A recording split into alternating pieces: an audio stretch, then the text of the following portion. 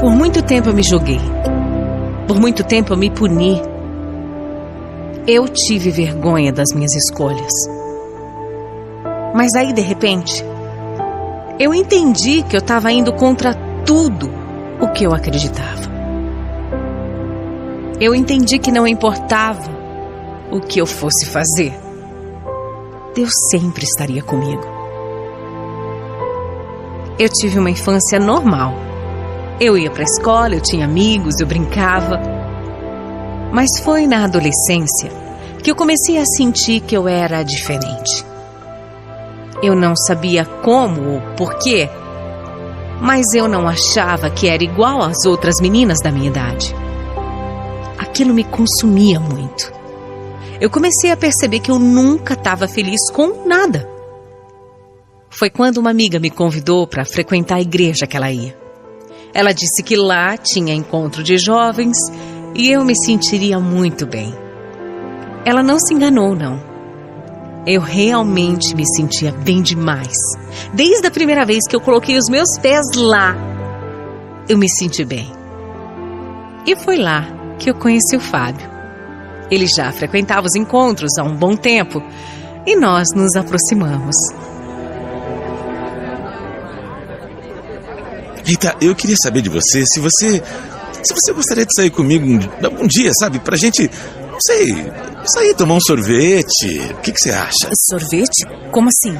Você diz só eu e você, assim, nós dois? Eu tô falando de tomar um sorvete só. Não tem problema, vai. Eu prometo. Só um sorvete. Ele era um rapaz legal, mas eu confesso que eu não estava nem um pouco interessada nele. A verdade é que eu nunca tinha namorado com ninguém e até achava que tinha alguma coisa errada comigo. Mas eu nunca quis me forçar ou me obrigar a nada que eu não tivesse vontade. Então, apesar de achar o Fábio legal, eu recusei o convite dele. Nós ainda convivemos por um tempo, até que nossas vidas tomaram rumos diferentes. O Fábio foi fazer faculdade em outra cidade e eu entendi que o que eu tinha de errado, na verdade, não era errado. Era uma vocação. Era isso, uma vocação. Eu tinha 20 anos quando eu entendi tudo. Aquela vida que eu via as minhas amigas levando, com baladas, namorados, nada daquilo era para mim. Nada daquilo era suficiente para mim. Eu recebi um chamado. Um chamado que eu não poderia ignorar. Foi assim que eu decidi viver em função da religião. Foi assim que eu decidi que eu me tornaria freira. Até para mim foi um pouco chocante quando eu realmente decidi seguir essa vocação. Imagine então para os meus pais, para os meus amigos. Eu frequentava bastante a igreja, mas mesmo assim, todo mundo achou que era uma coisa radical demais. Eu não me importei com isso. Eu estava convicta do que eu queria. Eu já tinha lido bastante, me informado e, principalmente, orado muito pedindo para que Deus me orientasse. Eu não tinha mais dúvidas e aí eu procurei um instituto religioso onde eu poderia ficar e aprender mais e mais antes de fazer, de fato, os meus votos.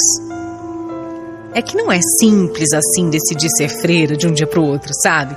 Não é assim, acordar a freira no outro dia, não é assim que funciona. Tem um processo e são meses e meses e mais meses de preparação. Então eu fui. Eu segui o meu coração, mergulhei naquela que eu sabia que seria a vida certa para mim. Eu queria estar perto de Deus, eu queria servir, eu queria sim fazer o voto de pobreza, de castidade e obediência a Deus. No começo, eu senti que finalmente tinha me encontrado. Eu entendi por que durante toda a minha vida eu tinha me sentido mesmo tão distante de todo mundo. Ali, vivendo daquela forma, aprendendo, ouvindo, orando, eu me sentia em paz. Foi depois de algum tempo que eu perdi a minha mãe. Nossa, foi um baque tanto para mim. Nós sempre fomos muito, muito próximas e perder a minha mãe tão jovem me abalou demais. A missa de 7º dia dela foi realizada naquela igreja que eu frequentei alguns anos antes. Naquela onde eu descobri a minha vocação, e estar de volta lá me trouxe tantas lembranças. Coincidentemente, naquele dia eu reencontrei uma pessoa que também me trouxe recordações. O Fábio. Ele estava de passagem pela cidade e também quis visitar aquele lugar que ele frequentou durante tanto tempo.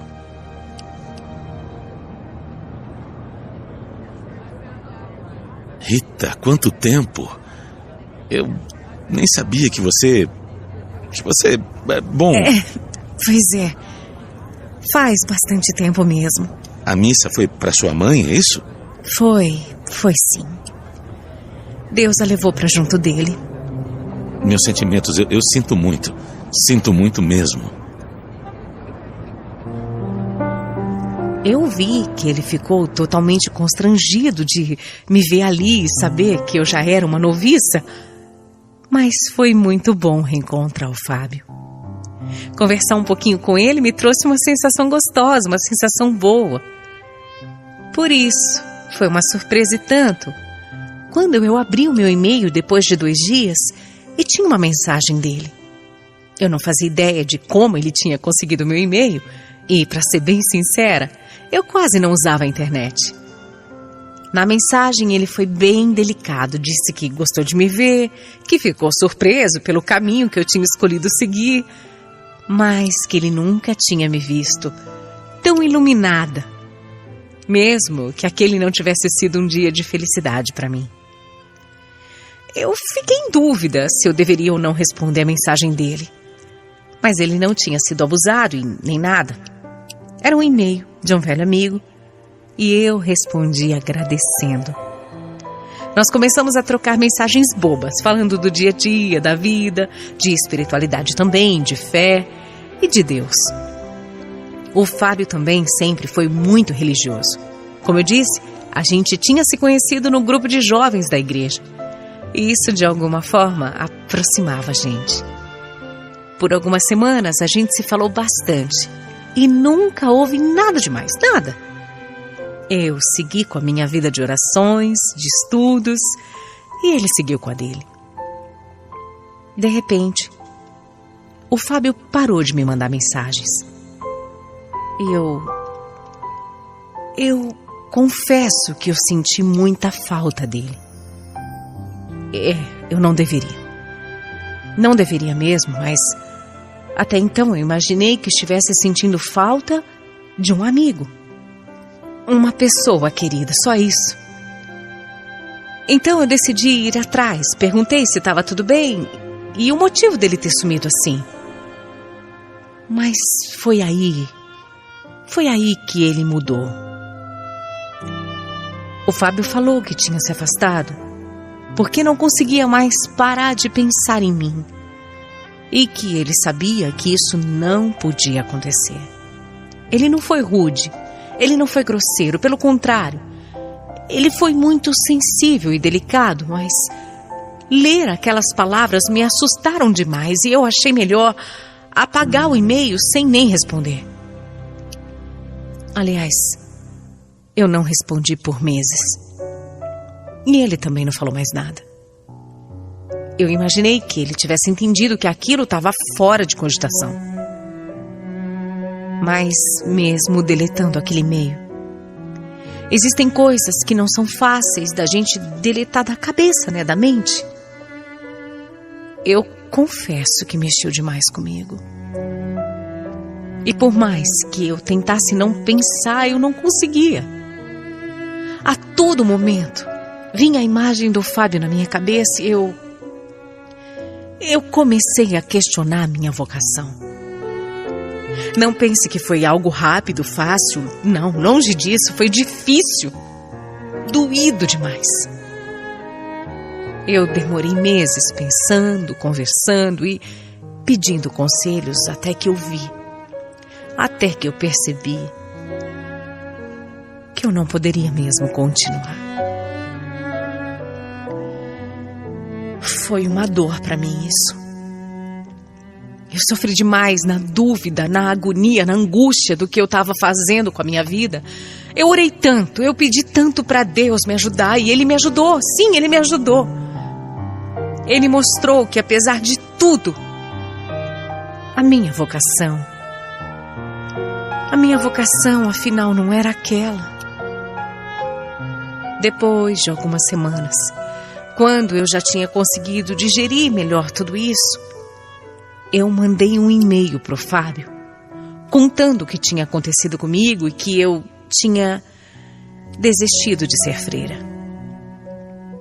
Qual não foi a minha surpresa quando dias depois ele apareceu na minha cidade.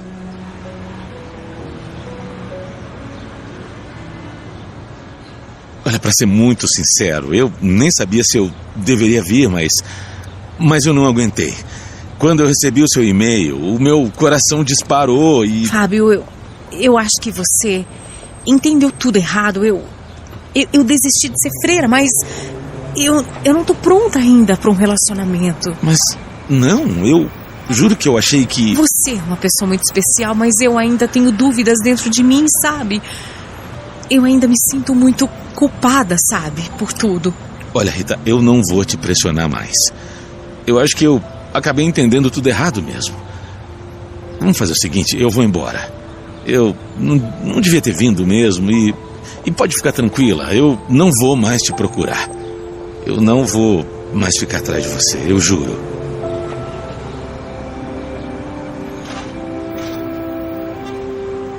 Quando eu vi o olhar do Fábio, e principalmente quando eu vi ele virando as costas para ir embora e talvez nunca mais voltar, foi que eu senti. Eu senti que eu não poderia deixar isso acontecer, eu não poderia deixar o Fábio embora. Se eu estava ali, mudando a minha vida toda, era por causa dele. Eu não poderia negar. Então eu chamei por ele, pedi para ele voltar e chorando muito. Eu pedi para que ele tivesse só um pouquinho mais de paciência comigo. Eu ainda estava descobrindo quem eu era, o que eu queria e para onde eu queria ir. O Fábio também chorou demais. Ele falou que ia me ajudar a descobrir tudo que eu tinha que descobrir e que ele só queria uma chance para poder mostrar que ele merecia estar do meu lado nessa caminhada. Coitado. O processo todo foi doloroso. Eu tinha muitas dúvidas, eu me sentia muito culpada por ter abandonado tudo. Eu tive que aprender a me aceitar. E ele esteve mesmo o tempo todo comigo. Nos momentos de angústia, nós íamos à igreja, a gente conversava com o padre.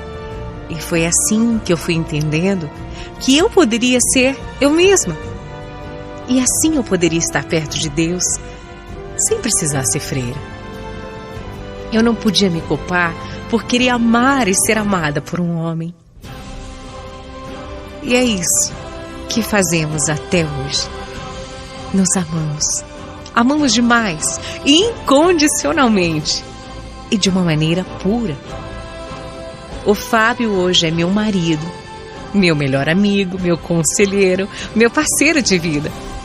Eu não sei o que seria de mim sem ele. Eu sou muito, mas muito grata a Deus por ter colocado um homem como ele no meu caminho. Eu sei que ele não fez isso por acaso. Nossa história já estava escrita e nós ainda temos muito para viver juntos.